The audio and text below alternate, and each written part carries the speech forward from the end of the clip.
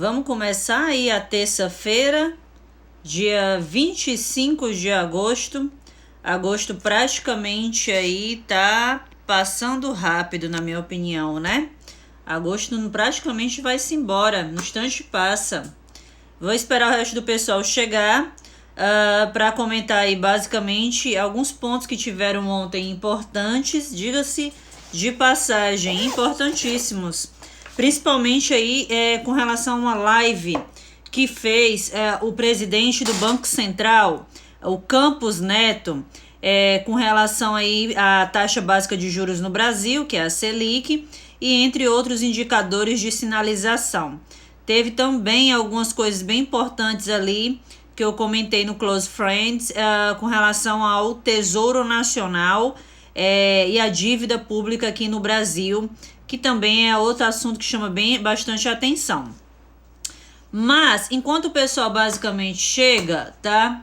São 8 horas e 1 minuto. Deixa eu só... Bora, o mouse não quer trabalhar hoje? Por quê? Pera ainda. Vamos ver aqui. Acho que é a pilha, eu acho. Deixa eu ajeitar aqui. Muita calma nessa hora.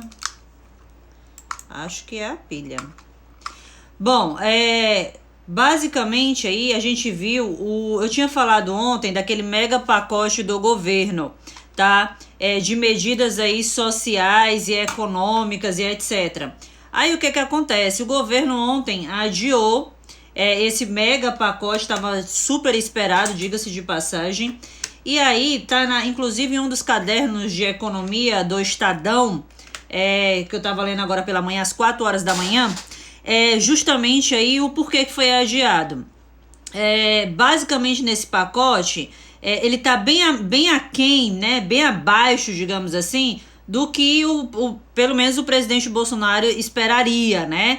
Então o pacote estava muito aquém de R$245, mais ou menos, seria esses pacotes de estímulos e etc. Enfim, e aí acontece que o governo, não, beleza, vamos adiar essa questão aí do pacote, porque pode ser aí que não seja uma boa nesse sentido.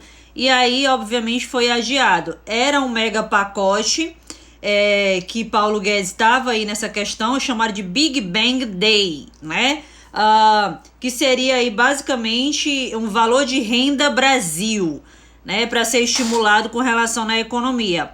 Só que aí esse valor precificado antes seria de R$245 mais ou menos, né? Mas, segundo, na reportagem, o presidente achou melhor adiar um pouco mais essa questão do mega pacote e depois decidir aí quanto seria de fato, né? Porque, a princípio, não oficialmente confirmado, esse valor seria apenas de 245 e alguma coisa, reais e etc. Então, basicamente aí o pacote foi adiado, tá? Então, a gente vai ver aí também nessa terça-feira o anúncio aí basicamente da reformulação da Minha Casa Minha Vida, né? Que é o anúncio da Casa Verde e Amarela, que eles chamam, né? Então provavelmente vai ver alguns pacotes de medidas para recuperar aí com relação à economia. A gente já está vendo a Caixa Econômica Federal fazendo alguns incentivos, na verdade, nessa questão imobiliária. Eu tinha comentado, inclusive, que a própria Caixa Econômica Federal tinha dado um maior prazo para nível de endividamento, digamos assim, né? Que saiu de 20% para 22% mais ou menos a média, para que o brasileiro, teoricamente, pudesse aí fechar o financiamento da casa própria. Só que atrelada ao IPCA. E o IPCA é um tiro no pé. Então, já disse isso várias vezes. Mas está vindo uma série o Guimarães, que é o presidente da Caixa Econômica Federal, está vindo uma série de incentivos, na verdade, para tentar estimular essa parte bem mais aí de financiamento imobiliário. A gente está vendo esses movimentos de modo geral no mercado, tá? Nas bolsas a nível mundial, nesse exato momento, tanto aí a Nova York, né? O S&P 500 futuro, Nasdaq, Dow Jones, Europa, Alemanha, França, Itália, Reino Unido, de modo geral, fecharam aí no positivo. A Ásia, que já fechou por uma questão de fuso horário, também fechou no positivo também. A gente tem basicamente no radar hoje com relação ao índice de preço ao consumidor amplo, que a gente chama de IPCA/15, tá? Que é uma prévia da inflação oficial do Brasil. Então será divulgado basicamente hoje. A expectativa provavelmente deve ser de uma leve desaceleração de 0,30% para 0,26% em agosto, ok? Às 8 horas também será divulgada aí pela FGV, Fundação Getúlio Vargas, a sondagem do comércio de agosto, tá? Então provavelmente a gente vai ver também alguns dados interessantes às 9h30. Também aí ocorre hoje às 11 horas, que é a divulgação do índice de confiança nos Estados Unidos na economia aí americana, ok? E aí também por conta... fonte, tá até vendo aqui a reportagem, R$ 247 mensais seria o valor médio proposto pela equipe econômica para os benefícios do programa Renda Brasil. Foi isso daí que fez o atual presidente fazer o adiamento desse pacote, porque seria pouco aí com relação, ou seria insuficiente, seria o termo correto, o que seria injetado na economia, tá? E R$ 247 seria basicamente esse pacote, tá? Então, basicamente, aí o presidente teria pedido para a equipe econômica chegar em média a em torno de pelo menos uns R$ 300, ao invés de R$ 247. Bom, tem esse impasse basicamente. Eu vou comentar de maneira mais incisiva com relação a uma entrevista ontem do presidente do Banco Central. Eu queria aprender como é que eu coloco o print. Deixa eu ver se é assim. Pera ainda, eu vou testar, hein? Não sei se vai funcionar. Pera ainda, deixa eu ver. Eu acho que dá pra colocar o print. Deixa eu ver aqui.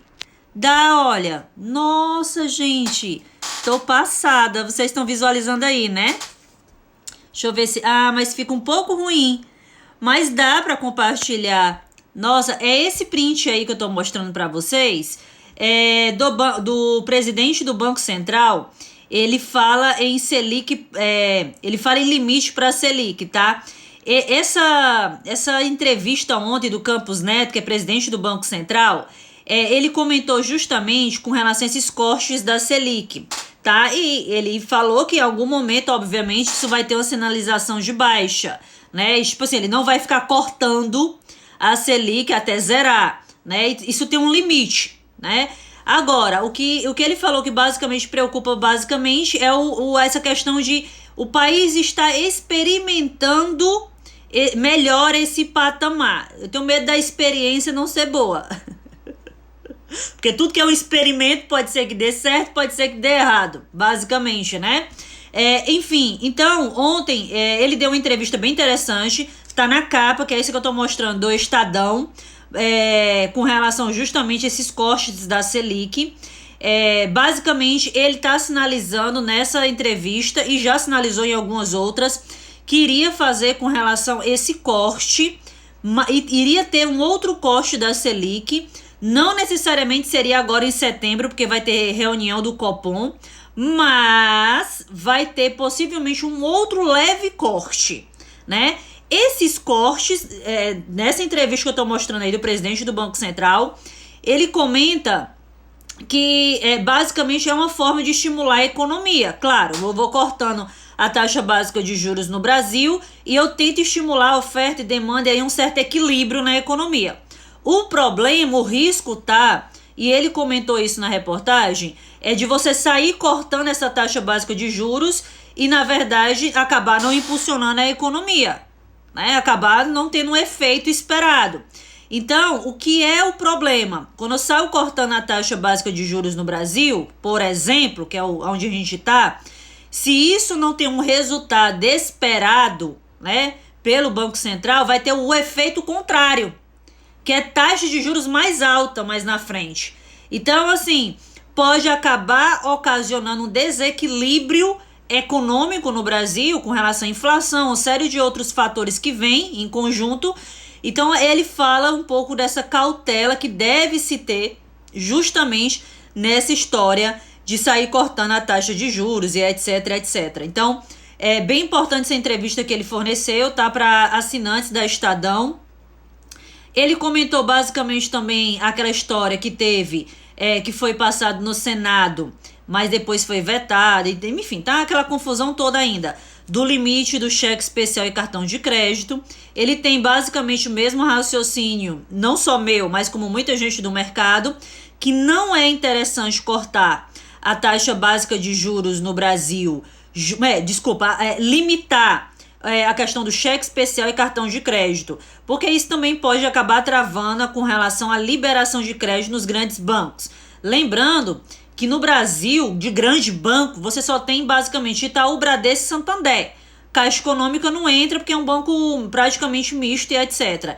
E o Banco do Brasil também. Então, você tem 3 maiores bancos aí, e se obviamente limita com relação a essa história do cartão de crédito, do cheque especial, você tem uma retração com relação ao crédito. Então, é efeito contrário. E aí, o Campos Neto também sinalizou, nessa entrevista, né, que foi uma live ao vivo, basicamente também porque ele já disse que já teve uma determinação do Conselho Monetário Nacional com relação justamente ao limite do cheque especial. Essa portaria tinha sido no ano de 2019. Então, de certa forma, é uma certa também incoerência jogar isso em 2020, porque tem a pandemia, tá? Então, não seria algo basicamente interessante. Bom, e aí ele falou basicamente também com relação a essa história do Tesouro Nacional, e aí, eu vou ver se eu acho aqui o seu encontro, basicamente, a questão do Tesouro. Tá aqui, eu vou mudar, tá? Tá vendo isso daqui, ó, que eu postei? Deixa eu ver se... não consigo não. Isso aí que eu postei, basicamente, foi com relação ao colchão de liquidez do Tesouro Nacional, tá? Basicamente, há um risco muito grande com relação, principalmente, às contas públicas no Brasil. O Tesouro Nacional nada mais é do que um título de dívida do governo, né? E se é um título de dívida do governo, e se tiver um desequilíbrio nessas contas do governo, claramente vai ser impactado. Então, a gente está vendo algumas sinalizações com relação a isso. O próprio presidente aí do Banco Central, que é o Campos Neto, falou dessa questão justamente de ter cuidado nessa história de sair dinheiro do Banco do Brasil, do Banco Central, e ir para o Tesouro Nacional, porque isso pode se caracterizar como financiamento, né, da história do Banco Central para o Tesouro Nacional. Isso não pode ocorrer, tá? Por uma questão de legislação, uma série de detalhes. Mas houve um comentário bem com relação a isso. Então, comenta-se muito essa história do risco fiscal, impõe com relação ao prêmio em juros. Essa é uma matéria da Valor Econômico, basicamente, e é outro ponto ali que chama a atenção de modo geral, tá? Então, esse daí foi uma das reportagens. Outro ponto que chamou a atenção ontem, gente, eu tô amando, porque dá pra colocar o que eu leio pela manhã e recorto. Olha que tudo! Like pro Instagram, eu acho que fica muito melhor assim, eu falando e vocês vendo, não acha não? Eu achei melhor. Maravilhoso. O que acontece? Ontem, o pessoal aí da Cogna também deu uma entrevista, e tá lá na Valor Econômico, falando que vai reduzir com relação à graduação presencial. Eu tinha dado até aula no domingo com relação a isso daí, e detalhe, né? Essa redução na graduação presencial significa dizer que a Cogna vai aumentar com relação à inserção do online, tá? A gente viu que as margens de lucro da Cogna reduziu pra caramba, basicamente, e a gente viu que essa redução da margem... Porque o que está acontecendo hoje, né? Isso foi da teleconferência de resultados aí, basicamente, também divulgados da Cogna. Se você observar, muita gente trancou a matrícula de faculdade, uma série de coisas, basicamente, né? E aí, por conta disso, essas margens de lucro da Cogna também diminuíram bastante no setor educacional, mais precisamente da Croton. Então, esses detalhes aí, provavelmente vai ter uma mudança bem significativa, não só por conta da Cogna, mas de modo geral, o setor educacional a nível superior no Brasil vai mudar bastante, tá? Então, a gente está vendo basicamente também essas mudanças de modo geral. Mas o que chama a atenção, de fato, é essa questão aí do Banco Central. Outro ponto ali, basicamente, que revela o comportamento, mas aqui não vai dar para vocês visualizarem, é a questão que tem lá no site da E-Invest, falando que o investidor brasileiro espera um retorno acima de 13% ao ano. Não sei como, né? Mas enfim, que espera aí, espera mais ou menos um retorno aí em torno de 13% ao ano nos investimentos. Mesmo no Brasil, a gente está passando por uma crise econômica por conta da pandemia, etc.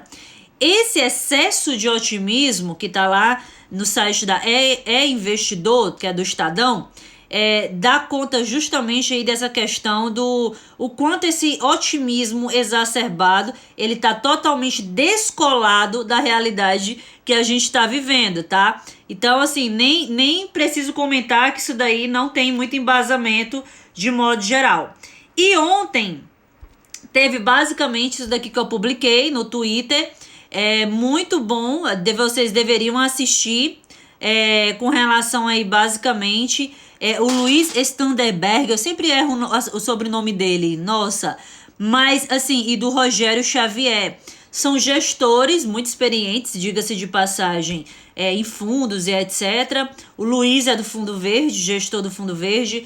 E assim, foi uma verdadeira aula, literalmente, ontem o que eles falaram com relação principalmente à crise econômica no Brasil, cenário internacional, essas decisões do Banco Central que, sei lá, pode ser que estão errando a mão, não se sabe até onde esse experimento do Banco Central em cortar a taxa de juros vai, de fato, funcionar ou não, pode ser que dê certo, pode ser que dê errado e por aí vai, mas enfim, muito interessante, tá lá, se eu não me engano, tá no YouTube do site da Eleven, eu acho que muita gente deveria assistir, tá? Porque justamente vai te dar mais ou menos uma visão de como é que tá a crise econômica aqui basicamente no Brasil. Bom, de modo geral, eu falei um pouco aí do que eu andei lendo agora pela manhã muito cedo, tá? Mas chama a atenção com relação a essa questão do presidente do Banco Central sinalizando aí um outro corte da Selic, um pouco mais leve, mas vem alguma sinalização, mas ele diz que vai ter uma parada e que isso não vai ser uma recorrência sair cortando a Selic, porque é perigoso. Já tá perigoso, né? A gente já está vivendo perigosamente, diga-se de passagem, né? Sair cortando já é um perigo muito maior, porque a gente está vendo descontrole aí com relação às taxas futuras e por aí vai. Enfim, tá? Bom, vamos ver aí como é que abre hoje basicamente a bolsa. No mercado internacional, grande parte dos ativos estão em alta. Então, vamos esperar aí basicamente para ver, tá? As negociações aí entre China e Estados Unidos também vieram muito bem, e, enfim, por isso a gente vê um retorno positivo nas bolsas lá fora, nos Estados Unidos, tá bom? Bom, vou lá, Dr. Michel Borges, meu cliente, acordou com vontade de ganhar dinheiro? Tá? O Ícaro tá por aqui, basicamente. Bom, eu vou lá, hein? Tô indo, hein? A gente se encontra lá pelo WhatsApp. E qualquer coisa eu falo lá no Close Friends, como abrir a bolsa aqui de valores de modo geral. Eu amei essa versão, porque dá pra me falar e vocês visualizarem exatamente o que eu estava dizendo. Olha aí, perfeito. Nem eu sabia que tinha essa função, esse recurso. Agora sei, tá? Beijão e fui!